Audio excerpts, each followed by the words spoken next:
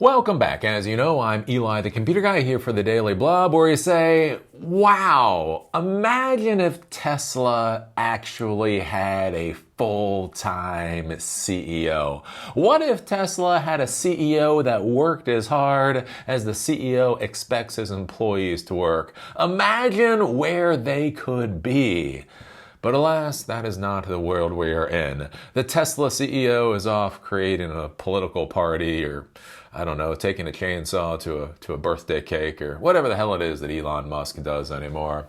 But anyways, I think this is an interesting story because it kind of shows you that the world of robots is already here. And I want you to consider this story when you think about robots and you think about your place in a robotic world. Really, what will your job look like in a robotic world? What's curious that I find when people talk about robots or artificial intelligence, those types of things, is that so little of the time they talk about things like workflows. One of the things I've discussed before is I was looking at, robot lawnmowers a while ago. And one of the interesting things about robot lawnmowers is the robot lawnmowers are pretty damn amazing. I mean, some of them are better, some of them are worse, right? But anyway, I mean, what robot lawnmowers can do is absolutely impressive. The big issue that you run into, though, when you look at deploying a robot lawnmower is most of our lawns suck. It's not the lawnmower's fault that the lawn itself is just poorly designed and lumpy as hell and a complete pain in the ass to do anything about, right? And one of the things I've discussed for many years is the idea of things like robot-centric architecture. When we build buildings in the United States right now, they are supposed to comply with the ADA requirements, basically for anybody with disabilities, so that, doors are wide enough for wheelchairs to be able to get through. There's automatic doors. There's all kinds of things like that. And one of the things that I want you to consider is when we start looking at the future of technology, thinking about what's required from technology beyond simply the robots themselves, and start thinking about things like the architecture. How should buildings be designed for a robotic workforce? What do the robots need that you may not be thinking about? I've talked about this before with things like autonomous vehicles, right? So there's this idea that the truck driving profession is going to go away, right? It's going to disappear within 10 years. And believe me, every founder of an autonomous truck driving company really wants to make you believe that. But the issue is again, I've had a bit of a quirky life, and I've worked in warehouses in Baltimore City, and I've worked in warehouses in other inner cities. And the reality is warehouse districts in most cities in the United States are a pretty fucking awful design, right? There's a reason a lot of those semi-trailers are beat to high hell and back, and it's just because it's a pain in the ass to get vehicles in and out. It's difficult even for humans to do. Trying to get robots to do it is just going to be its own thing. One of the things I've discussed before is basically the idea of designing truck parks, basically warehouse districts that are designed for autonomous vehicles.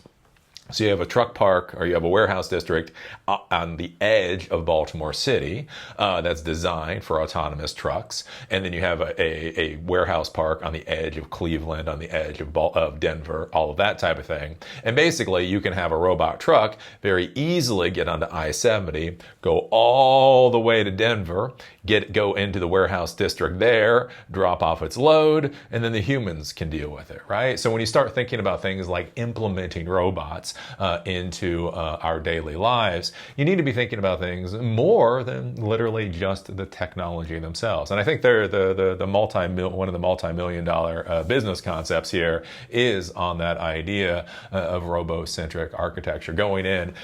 And think about it, as people get older, like we have lawns. We have so many lawns, and people don't like to mow their lawns anymore, right? Literally going in and coming up with a business, a robot lawn mowing business. You come in, you reconfigure the person's lawn to be appropriate for a robotic lawnmower. You sell them or lease them the robotic lawnmower, and away you go. That's a nice, simple, reasonable, common sense business right there. And that's the kind of thing that I want you folks to be thinking about. So this is interesting with the humanoid robots. Again, the cool thing, this is where, remember Elon Musk? Elon Musk said Tesla is going to be a $20 trillion company just because of their humanoid robots. But the funny thing about that is, to be clear here, this goes back to that old deal of, I'm not saying the technology isn't valuable. I'm just not sure why he thinks he'll be able to corner it, right? And what you find out is with these humanoid robots, lots and lots and lots, a shocking number of companies are creating humanoid robots already. So why does he think he's going to get a $20 trillion cut of that? Is a question mark. So anyways, out of China, China unveils world's first humanoid robot that changes its own batteries. So it has a little robot here, and it's literally swapping out its battery. And this is a concept to be thinking about with these robots. One of the things that doesn't get discussed a lot is how the hell are you going to power these damn things for a reasonable amount of time? Because you have a computer, right? You have a computer on the robot, and it's doing AI. It's doing AI. Well, here's the thing. AI burns a lot of electricity. You might have heard AI burns a lot of electricity. And then on top of that, it's got just a tremendous number of servos and maybe a gyroscope or whatever to keep it balanced. It's using a decent amount of electricity, basically constantly. And so you create this humanoid robot and you put the battery in there. But one of the big questions is how long is that battery going to last for, right? I don't care if the robot can do ninja backflips for 5 minutes. If at the 6th minute it fucking runs out of battery power and is basically unusable. The question is not simply, is the product technologically cool, but can you use it in a sustainable way for whatever it is that you're trying to implement. And so this is kind of an interesting idea here, is you have this robot that's literally able to swap out its battery pack. So with this robot, it actually has 2 battery packs. So the idea being is it's able to manage its usage of the battery packs. When the power gets down too low, one of the battery packs stays on, one of them gets turned off, pulls the turned off one out, shoves it into the recharger, pulls out the new battery pack, and puts it into the robot. But one of the things I want you to think about with that is that there's a lot that goes in to that workflow. Like, wow, okay, that's cool. So Eli, these robots will just swap their own batteries. Okay, but here's a question. How long does each battery pack last for? Does each battery pack last for an hour? And so it has to swap every hour? Does it last for 5 hours? Does it last for 24 hours? I don't know the answer to that. Then the question to ask is, how long does it take to recharge? So as somebody that has to use multiple batteries for a lot of the things that I do, it can take an hour to use up a battery and 4 hours to recharge it. So then one of the questions you have to ask is how many batteries per robot are you going to need in a production environment? So if this thing burns through a battery in, let's say, 2 hours, probably, I mean, this is back in the napkin math, but that sounds about right. Let's say if it burns through a pretty decent sized battery in 2 hours, let's say it takes about 6 hours to recharge that battery. If you want this thing working, 24 hours a day, that means it will go through 12 batteries per day. It'll be able to recharge 4 batteries per day. Well, you'll need like at least 8. Again, back in the napkin math. So you'll need somewhere on the order of at least 8 batteries in recharge stations per robot. So you got 10 robots. That now means you have to have 80 batteries that are recharging. Again, there's probably some stuff with scaling there. You can figure some stuff out. But that's one of the things you got to consider. Like when you think about humanoid robots, when was the last time you thought about a humanoid robot break room? Like, what does a break room look like to a humanoid robot? Right? Because do you want the humanoid robots changing their batteries on the middle of the factory floor? Is that a danger to human beings? Is that efficient, for other processes that are going on? Do you need to build an entirely separate place for them to be able to swap their batteries? What happens when you go from having 1 robot on the floor to 100 robots on the floor? Have you actually figured out where all of those battery stations are going to be? Right? I don't know, some things to think about, right? If you have 100 robots on the floor, they burn through 8 batteries per day with the recharge cycle. That's 800 batteries. that you got to manage. You got to manage. Somebody's got to manage those damn things. Anyways, the Walker S2 returns to a charging point and swaps out its batteries when low on power, allowing it to work with minimal supervision. Right? Minimal supervision once the system has been designed and implemented. Until then, I'm curious how that'll work on scale. China's robotics industry chalked up another world first on Thursday as a company based in Shenzhen announced it had developed a new humanoid robot that can change its own batteries. A demonstration video released on Thursday shows the Walker S2 robot developed by Tech Robotics walking over to a charging station, removing a depleted battery from its chest, inserting it into a charging dock, and then installing a fresh battery before wandering off. The feature means the robot can, in theory at least, work nonstop 24 hours a day without human assistance, according to the company. China's humanoid robot industry has made rapid strides in recent years, with the Chinese government identifying robotics and artificial intelligence as crucial strategic industries and providing generous policy support. More than half of the listed companies worldwide working on humanoid robots are Chinese, according to Morgan Stanley. Tech, a Shenzhen-based company that became the first humanoid robot maker to list on the Hong Kong Stock Exchange in 2023, is among a clutch of Chinese companies racing to bring their humanoid models to the mass market. 6 Chinese humanoid robot firms have set targets of manufacturing more than 1,000 units this year. So again, when we hear about Tesla, they're doing their Optimus robots. So there's 6 Chinese robot companies that are building humanoid robots that plan each to deploy over 1,000 of these things this year, keeping them roughly on track with U.S. market leader Tesla, which is also aiming to mass produce several thousand Optimus robots per year. Well, Elon Musk has stated they plan to manufacture some amount of Optimus robots. Will that actually happen? See, the Chinese have a funny habit of doing something. Yeah, have you noticed the Chinese have this habit of doing the thing and then not talking about it a lot? I really feel like in America, we pound our chests and we talk about the things we will do. What I'm going to do is. And in China, they're just like, aha. Anyways, Tech has not set such a production goal, but its Walker robots have already been tested on production lines at factories operated by Chinese electric car makers BYD, NIO, and Zeekr. The Walker S2 is designed to be extra productive with its dual battery system and battery swapping ability, allowing it to work autonomously with minimal human supervision. The robot is able to monitor its power levels and switch between batteries as needed. If one battery runs low, the system can switch to the other and continue working without interruptions. It can reportedly complete the battery swapping process in just 3 minutes, with the batteries designed to plug in like USB sticks, making them easy to insert and remove. That's going to be another thing to be thinking about with your design your systems. So let's say you have 100 of these robots on a factory floor. Now you say, oh wow, isn't that amazing? This thing can swap its batteries in 3 minutes. Right? But if you have 100 robots on the floor, if each one of them needed to swap their batteries, that comes out to 300 minutes.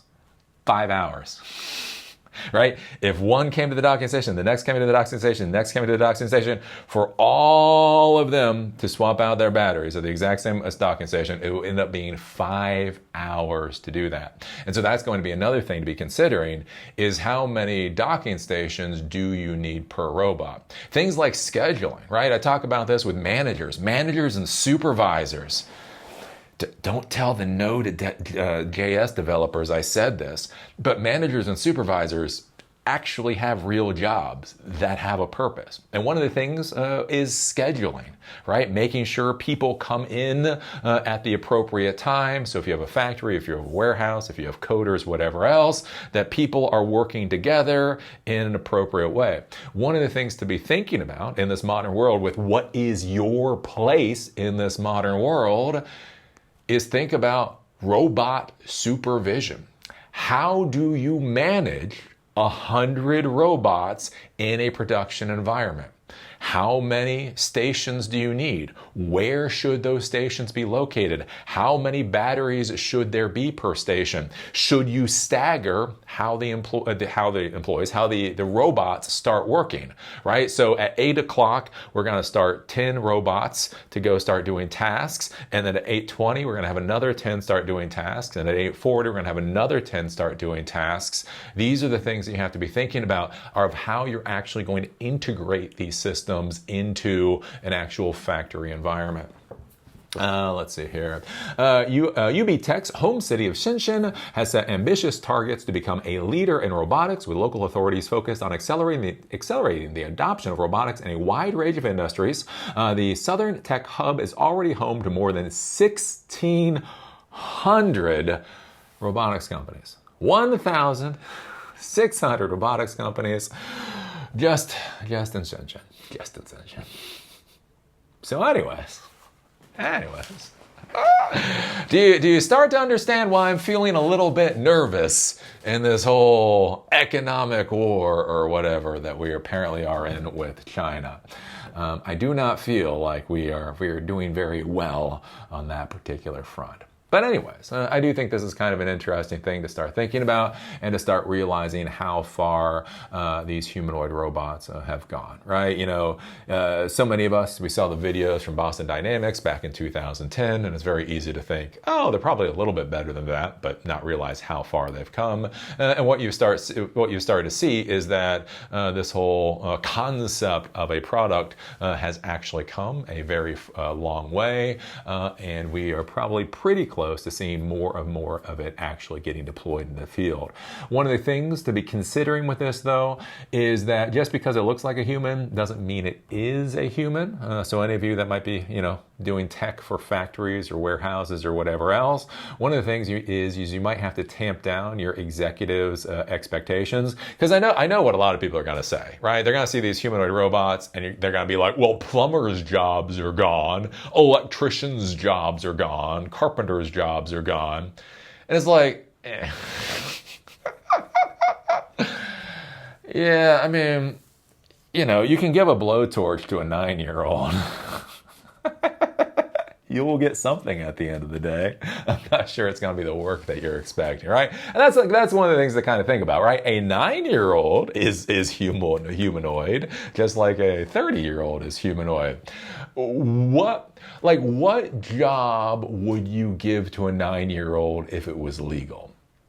And I think that's where we've got to start looking at these humanoid robots, is actually start looking at, I feel like there should be a human level index. There's a Turing test, right? If the computer can get you to think they're human, they pass the Turing test. I feel like we've got to start having a human level scale, and maybe it could even be grades, right? So, this is a humanoid robot at first grade level. This is a humanoid robot at 6th grade level. This is a humanoid robot at PhD level.